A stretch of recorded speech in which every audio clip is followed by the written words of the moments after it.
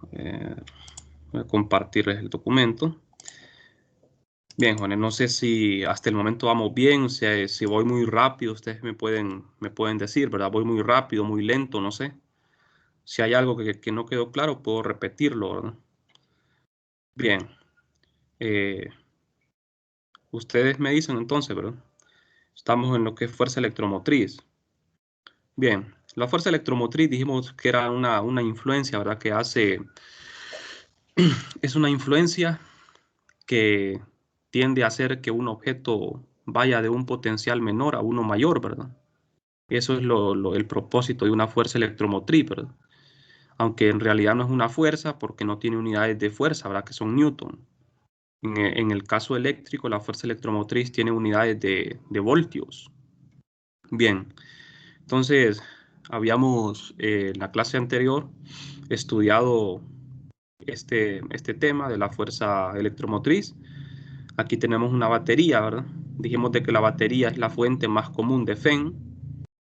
Lo que hace la batería, ¿verdad? Es que con reacciones químicas impulsa una carga del potencial menor al mayor. ¿Por qué se le llama potencial menor al borne negativo y al positivo se le llama potencial más alto? Esto es por la convención, ¿verdad? De que la corriente es carga positiva en movimiento. O sea, la corriente son cargas positivas, ¿verdad? Flujo de carga positiva. Si fuese flujo de carga negativa, entonces sería lo contrario, ¿verdad? La parte positiva sería potencial menor y la parte negativa sería el potencial más alto, ¿verdad? Pero entonces, como la corriente es definida como carga positiva, por eso decimos de que el potencial menor es el negativo y el potencial más alto es el borne positivo. Entonces, la carga positiva es impulsada de un potencial menor a uno mayor, justo como en el caso gravitacional, ¿verdad? Cuando ustedes lanzan un objeto hacia arriba, una piedra, la lanzan de un potencial pequeño a un potencial alto, ¿verdad? Para eso hay que invertir energía, trabajo. Bueno, entonces creo que estábamos por esta parte, ¿verdad? Nos habíamos quedado por aquí. Dijimos de que fuera de las baterías se cumplen estas ecuaciones, que son las mismas ecuaciones de 321, ¿verdad? El campo eléctrico es el negativo del el gradiente del potencial escalar y el rotacional del campo eléctrico es igual a cero, ¿verdad? Esto es fuera de las baterías. Cuando yo estoy fuera de una batería, estoy en un cable conductor, ¿verdad? Donde se cumplen estas dos ecuaciones. Ya no es una fuente de FEN. Bien, lo que queremos hacer hoy es estudiar una relación funcional entre el campo eléctrico y la densidad de corriente J para corrientes libres. Entonces, dado que el campo ejerce fuerza sobre las cargas en movimiento, entonces es posible encontrar una relación entre J y E. La relación que vamos a plantear es esta: J como función del campo eléctrico. Vamos a ver entonces. Cuando el campo eléctrico es cero, J es cero. ¿Por qué será esto, muchachos? ¿Quién me podría responder esto? ¿Por qué si el campo eléctrico es cero, J es cero?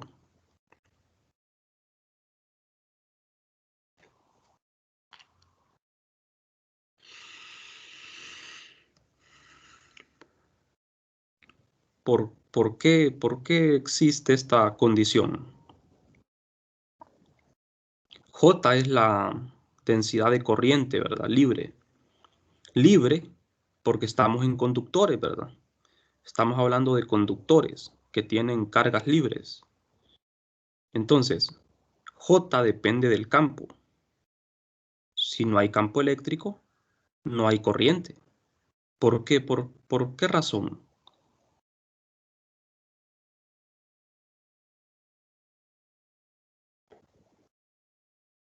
¿Por qué será?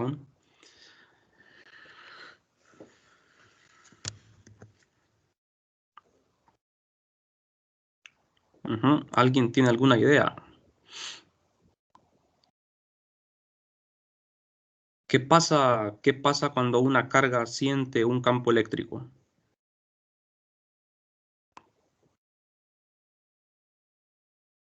Empieza a moverse. Los electrones viajan en sentido contrario al campo eléctrico y creo que protones, lo que son las cargas positivas, viajan en la misma dirección del campo eléctrico y así es que se produce la fuerza motriz.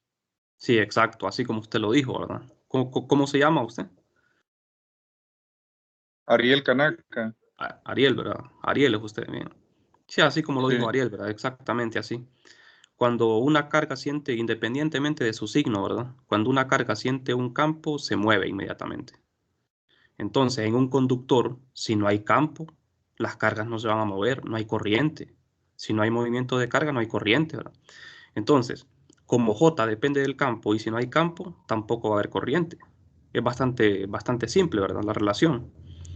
Ahora, Solo, nosotros queremos... Ajá, disculpe, una consulta.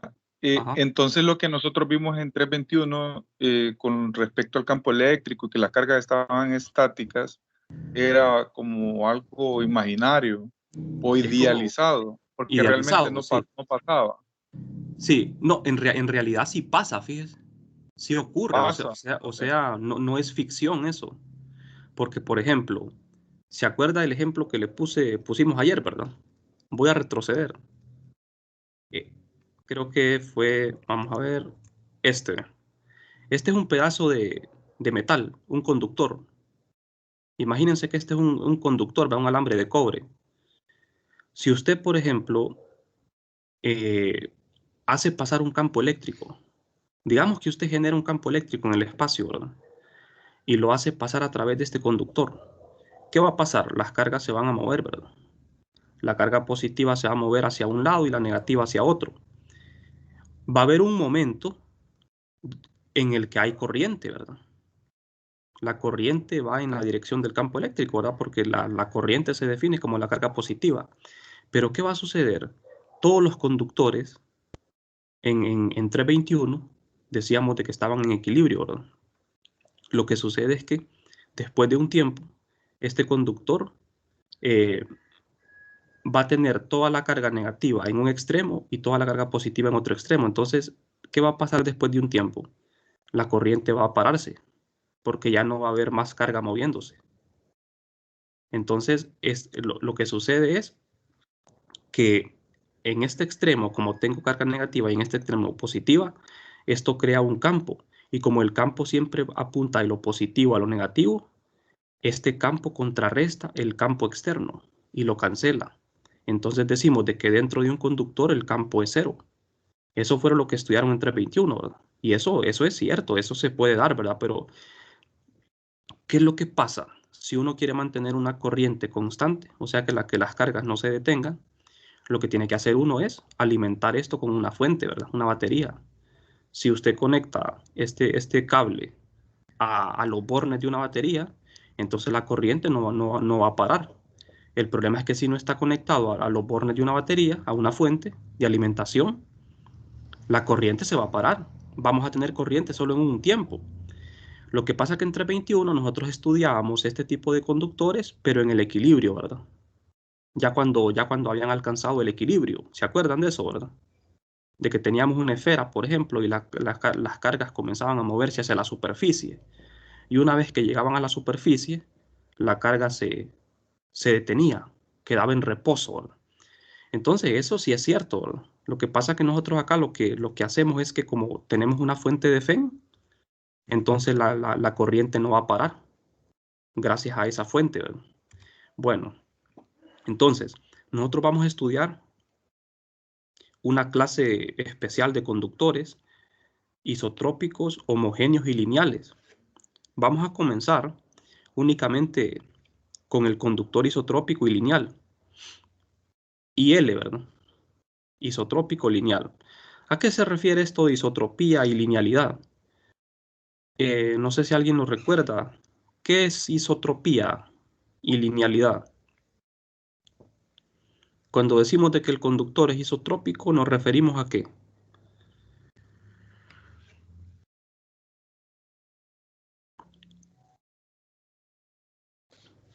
Isotropía tiene que ver con dirección, ¿verdad?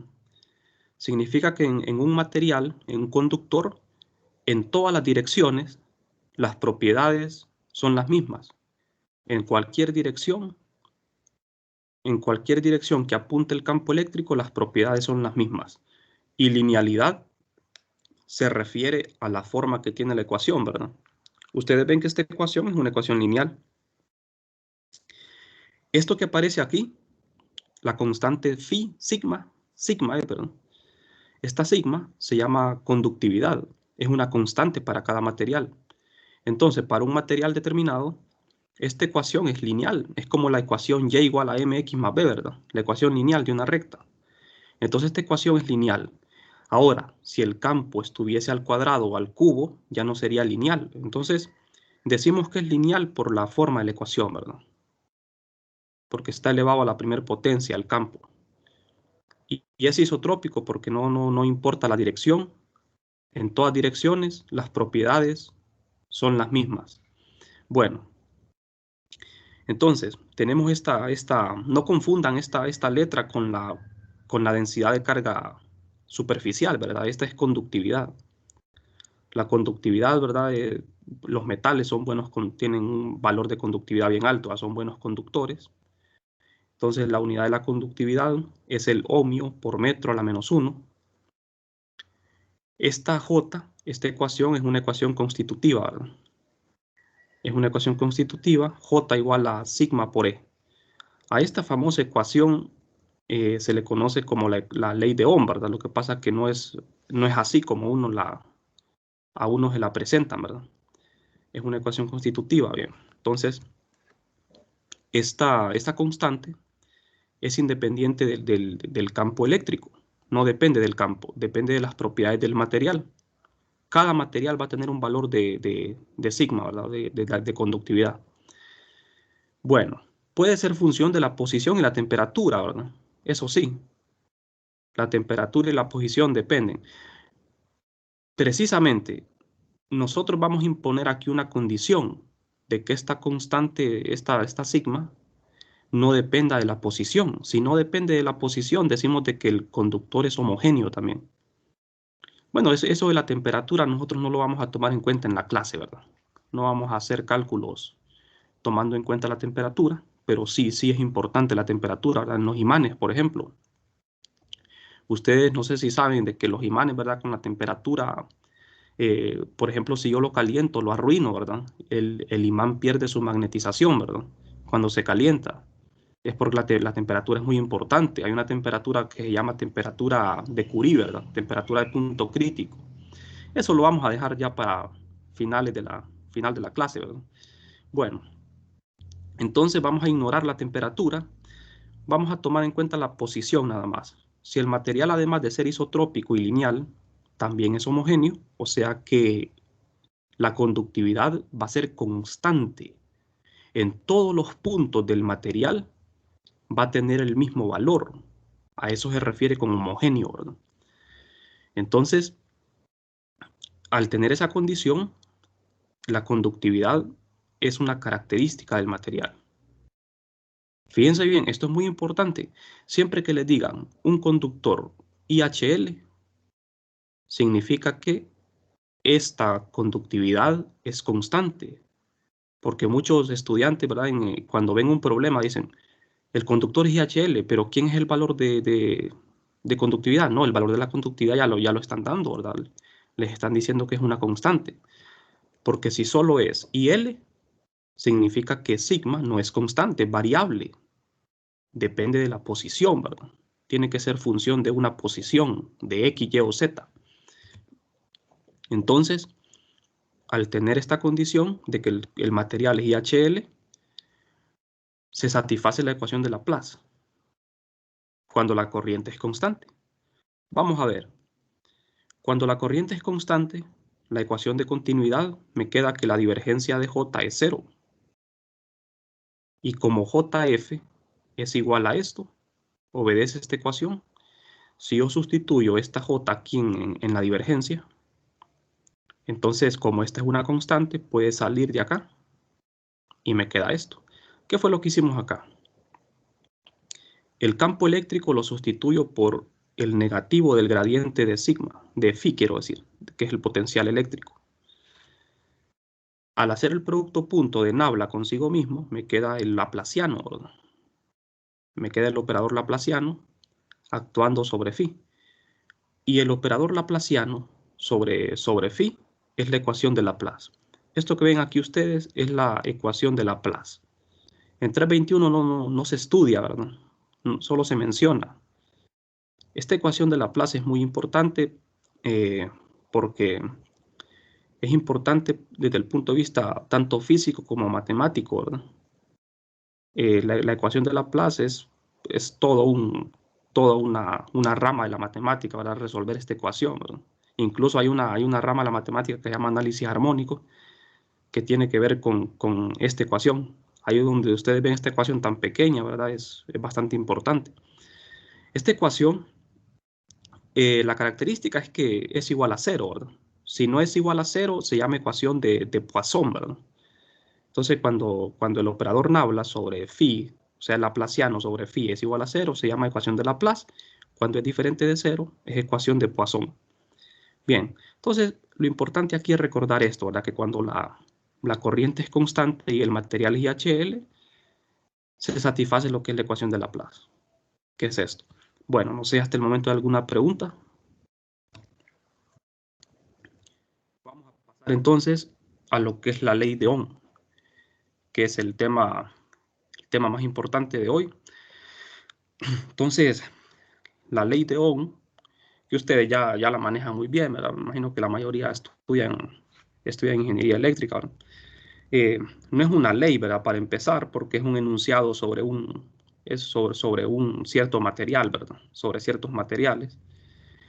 La ley de Ohm establece la diferencia de potencial delta phi que aplicamos entre los extremos de un conductor es proporcional a la intensidad de corriente. Esto es en palabras, ¿no? Lo que es la ley de Ohm.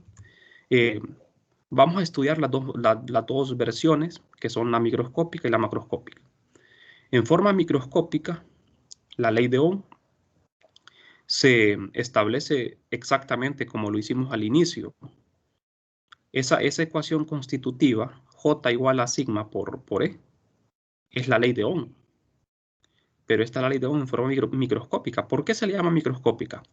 Porque aquí no estamos haciendo referencia al tamaño del objeto, a las dimensiones.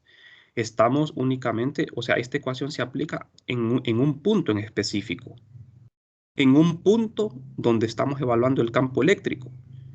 También se le conoce como la forma local, ¿verdad? O microscópica de la ley de Ohm. Pero es la más importante porque de aquí podemos derivar la forma macroscópica. La forma macro, o sea, grande, es la forma que todo el mundo conoce, que la podemos obtener a partir de la forma microscópica. Entonces, vamos a hacer eso. Para poderlo hacer, vamos a considerar un conductor de forma cilíndrica. Este conductor metálico tiene dimensiones de L, longitud y área transversal A. Establecemos una diferencia potencial entre sus extremos, delta phi. La corriente va a tener la dirección del campo eléctrico. J representa la corriente. J tiene la misma dirección de la corriente I, ¿verdad? Y del campo eléctrico. Entonces, como ven acá, del potencial mayor al potencial menor. Así sería. Así fluye la corriente. Bueno, entonces, ¿qué vamos a hacer aquí? Vamos a hacer unos cálculos para poder obtener lo que es la ley de Ohm en la forma macroscópica. Tenemos la diferencia potencial entre los extremos. Vamos a asumir de que es constante. Como nosotros vimos en 321, cuando yo tengo una diferencia potencial, esto es igual a una integral de línea del campo eléctrico al hacer el producto punto con el desplazamiento, ¿verdad? Aquí estoy poniendo valor absoluto, por eso le quitamos el signo menos aquí, ¿verdad? Entonces, si nosotros asumimos que el campo eléctrico es constante también en el conductor, este campo puede salir de la integral. Al salir de la integral, me queda la integral de ds, que es un desplazamiento, ¿verdad? Ese desplazamiento, al integrarlo, me da L. Entonces, la diferencia potencial es campo por longitud. Esto se cumple solo si el campo es constante. Entonces, al ser constante el campo, yo lo despejo de acá de esta relación. Despejo para campo y me queda diferencia de potencial o voltaje entre L. L es el desplazamiento. Que en este caso L es la longitud del cilindro, ¿verdad? Entonces, vamos a ver. J es la densidad de corriente libre. ¿Cómo se define J? Como corriente entre área. Entonces, también tenemos otra expresión para J, que es sigma por E, que es la ley de Ohm en forma microscópica. Como esta corriente que aparece aquí y esta corriente, estamos hablando de lo mismo, ¿verdad? Densidad de corriente libre es lo mismo.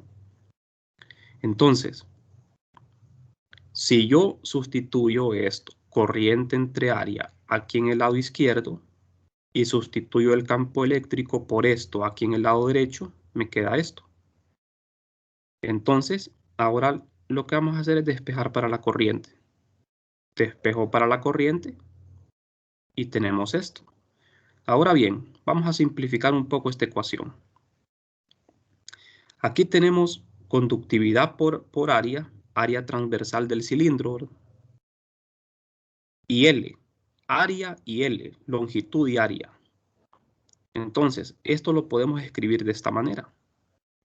Aquí tenemos que la corriente es igual a la diferencia de potencial dividida entre L entre sigma por A. Entonces, esto que está aquí ya es la ley de Ohm, ¿verdad? Solo que falta simplificarlo. Vamos a decir de que L entre sigma por A es R, donde R es la resistencia, ¿verdad? La resistencia es una propiedad geométrica porque depende de las dimensiones del objeto, ¿verdad? De la forma que tiene. La resistencia también puede depender de la temperatura, ¿verdad? Pero como les decía, nosotros aquí la temperatura la vamos a ignorar, ¿verdad? Entonces, la resistencia se mide en ohmios y cuando yo hago uso de la resistencia, la ecuación me queda así, tal y como ustedes la conocen, ¿verdad? La gente dice voltaje igual a corriente por resistencia, ¿verdad? Voltaje es lo mismo, ¿verdad? Voltaje igual a corriente por resistencia. Esta es la diferencia potencial. Entonces, esta es la famosa ley de Ohm en forma macroscópica, porque aquí ya estamos tomando en cuenta, ¿verdad?, el tamaño de un objeto que tiene dimensiones, ¿verdad?, de área, longitud. Bueno, encontrar resistencia, nosotros acá en el libro de Wagner, no hacen mucho énfasis en lo que es la resistencia, ¿verdad?, en lo que son cálculos. Nosotros acá vamos a tener que abordar ese tema, hacer algunos cálculos para encontrar resistencia. Fíjense que la resistencia de un conductor es independiente de la corriente y de la diferencia potencial. La resistencia depende solo de la geometría, de L y de A, y de la conductividad, que es una propiedad, ¿verdad?, del sistema, porque estamos asumiendo que el objeto es isotrópico, homogéneo y lineal, ¿verdad? O sea que sigma es constante. Entonces, cuando a ustedes les pidan calcular resistencia, ustedes lo único que necesitan es conocer la forma del objeto. En algunos casos es difícil porque van a tener que integrar, ¿verdad? Pero en otros casos es muy fácil. Entonces, para otra notación, ¿verdad? Podemos escribir en vez de diferencia potencial, podemos poner la FEM, ¿verdad? Porque es lo mismo. La FEM, la diferencia potencial, es igual a I por R. Este resultado, que es empírico, ¿verdad?, porque este Ohm lo hizo de forma experimental, fue descubierto por Ohm. Al recíproco de la conductividad se le llama resistividad. Otra manera, ¿verdad? Podemos escribir la resistencia en términos de la resistividad, como la resistividad es el inverso de la conductividad. Entonces nosotros podemos escribirlo de esta forma. Aquí lo tenemos en términos de la resistividad, que se mide en ohmios por metro. Entonces, otra manera para R. Las dos formas, ¿verdad? Están bien. Bueno, entonces, vamos a ver. Vamos a estudiar lo que son materiales óhmicos, ¿verdad? Materiales óhmicos, o sea, que obedecen la ley de Ohm. Para estos materiales que obedecen la ley de Ohm, se cumple una relación bien fácil, ¿verdad? Porque ustedes ven que esta es una ecuación lineal, ¿verdad? Esto es lineal. Entonces, si yo grafico corriente contra voltaje, la gráfica va a tener una pendiente 1 sobre R. Este es un material óhmico. Un material que no obedece la ley de Ohm ya no obedece una ecuación lineal. Entonces, no se cumple esta relación si nosotros graficamos, ¿verdad? Lo que es corriente contra voltaje. Entonces, esto lo vamos a dejar para después, ¿verdad? Cuando estudiemos, entremos a lo que es la materia, esto de los semiconductores, eso no lo abordamos en la clase. Bueno, algo para resumir aquí esta teoría, algo muy importante con respecto a los conductores, es que los buenos conductores tienen conductividades bien altas. Un conductor perfecto va a tener una conductividad que tienda a infinito. Conductor perfecto, ¿verdad? Y un aislante va a tener una conductividad cercana a cero. Vamos a ver ahora una relación entre resistencia y capacitancia. Fíjense bien. En 321 ustedes estudiaron capacitancia. Ahora estamos en el tema de la resistencia. Vamos a ver una relación muy importante entre ambos. Esa relación nos va a servir mucho en los problemas. Nos va a servir a la hora de encontrar ya sea capacitancia o resistencia. Entonces vamos a ver. Vamos a analizar dos formas en las que se puede utilizar un conductor. Fíjense bien, en 321 ustedes utilizaban los conductores como capacitores, ¿verdad? Aquí los conductores los vamos a usar como resistencia. Entonces vamos a analizar cómo se da esta relación. Bien, no sé si hasta el momento hay alguna pregunta, jóvenes. Bien, si no hay preguntas, podemos seguir. Vamos a iniciar viendo la utilidad de un conductor como capacitor. En este caso es muy fácil, ¿verdad? Ustedes tienen dos conductores que tienen una carga Q. Es un capacitor este. Recuerden que un capacitor está formado por dos conductores, ¿verdad? De igual magnitud, signo opuesto. Pero el espacio entre los dos conductores en el capacitor lo vamos a rellenar con un material IHL, un dieléctrico IHL, que va a tener una capacidad inductiva epsilon y de carga Q.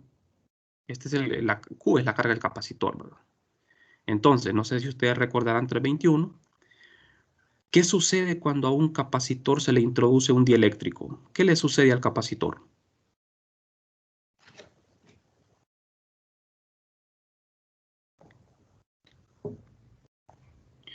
¿Se acuerdan qué le sucedía al capacitor cuando introducimos un dieléctrico?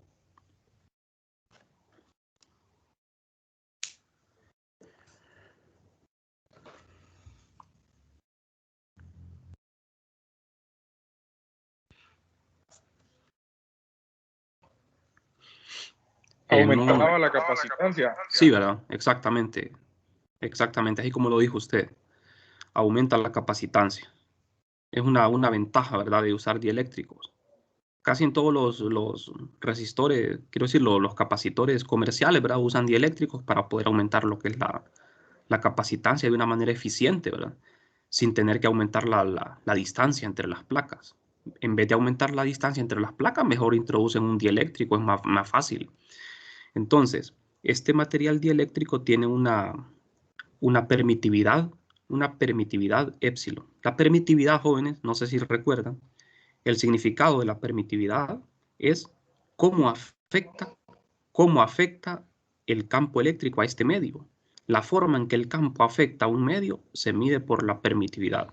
El vacío tiene una permitividad, ¿verdad? Epsilon sub 0. pero la permitividad de un dieléctrico es mucho mayor, ¿verdad? Entonces aquí tenemos un capacitor. ¿Qué pasa entonces? Como tenemos un capacitor, la diferencia de potencial, si ustedes recordarán, entre las placas de un capacitor la encontramos de esta forma. La carga en las placas del capacitor es una carga superficial, ¿verdad? Porque como es un conductor, toda la carga reside en la superficie. Entonces tengo carga superficial, así. Esto que aparece aquí en el argumento de quiero decir en el integrando, es la densidad de carga. No voy a derivar esto, esto lo dieron en 321. La densidad de carga superficial se puede escribir como la permitividad por E, es una ecuación constitutiva. Permitividad por el campo. Como la permitividad es constante, sale y me queda esto. Vámonos a la definición de capacitancia. Capacitancia se define como carga entre diferencias potencial. La capacitancia siempre es positiva, ¿verdad? Siempre es positiva. Entonces, sustituyo aquí en la capacitancia la carga, que es esto. Lo sustituyo acá, esta integral aquí. Y sustituyo la diferencia potencial, que es esto, aquí en el denominador. Entonces ya tengo la capacitancia en términos de campo eléctrico y de la permitividad del dieléctrico. Fíjense bien, jóvenes, aquí estamos estudiando dieléctrico y HL. Hay conductores y HL también, ¿verdad? La diferencia es que en un dieléctrico y HL tenemos que definir una permitividad. En un conductor y HL definimos lo que es conductividad, ¿verdad? Una conductividad. Bueno, entonces aquí tenemos la capacitancia. Ahora bien, ¿qué pasa si yo tengo dos conductores, pero los dos conductores los utilizo como resistencia? La diferencia es que en vez de introducir un dieléctrico, lo que vamos a introducir en los dos conductores es un material conductor IHL. Conductor IHL. O sea que ahora, en vez de una permitividad, tenemos una conductividad. Este es un material que conduce la electricidad, es un conductor. Entonces, entre las placas de estos dos conductores va a haber una diferencia de potencial igual a delta phi. Se satisface la ecuación de Laplace, ¿verdad? O sea, aquí puede circular corriente, puede haber flujo de carga. Entonces, en esta circunstancia, la corriente va a ser constante, ¿verdad? Porque se satisface la ecuación de Laplace. Entonces, vamos a ver los cálculos. La corriente que puede atravesar a través de este conductor, que puede fluir, ¿verdad? A través de ese conductor, se escribe así, ¿verdad? Corriente en términos de la densidad. Como J es igual a esto por la ley de Ohm, conductividad por el campo, la conductividad es constante, sale. La diferencia potencial siempre se define de la misma forma. Y la ley de Ohm en forma macroscópica es esto. De aquí, fíjense bien, saco el inverso de 1 entre R. Aquí lo que hicimos fue reacomodar esto de otra manera, disponerlo de otra forma. 1 entre R es igual a I entre la diferencia potencial. Entonces, 1 entre R es igual a I, y es esto, lo sustituyo, y la diferencia potencial es esto. Entonces, vamos a ver, ¿qué es lo que queremos lograr con esto nosotros? Lo que queremos conseguir es lo siguiente. Tenemos que 1 entre R es esto. Es la razón de una integral de línea del campo y una integral de superficie y una integral de línea. Y C, me voy a ir atrás, C es también la razón de una integral de superficie del campo y una integral de línea del campo. Ustedes ven que C es muy parecido a 1 entre R. La única diferencia es que aquí en el numerador aparece la conductividad y acá aparece permitividad. Entonces los lados derechos son idénticos, excepto porque aquí aparece epsilon y acá aparece sigma. Entonces, ¿qué va a suceder aquí? Lo que vamos a hacer es esto. Vamos a quitar este sigma de acá, conductividad. La vamos a pasar a dividir acá, al lado izquierdo, de manera que los lados derechos de las dos ecuaciones sean idénticos. Y en la ecuación para C también pasamos la permitividad a dividir acá. Los lados derechos son lo mismo. Entonces, si los lados derechos son iguales, ¿qué hacemos? Si los lados derechos de estas ecuaciones son los mismos, los lados izquierdos tienen que ser los mismos, ¿verdad? Lógica, ¿verdad? Entonces, los lados izquierdos tienen que ser iguales en las dos ecuaciones. Entonces, 1 entre R por los sigma es igual a la capacitancia entre permitividad. Y ya tenemos la relación entre capacitancia y resistencia.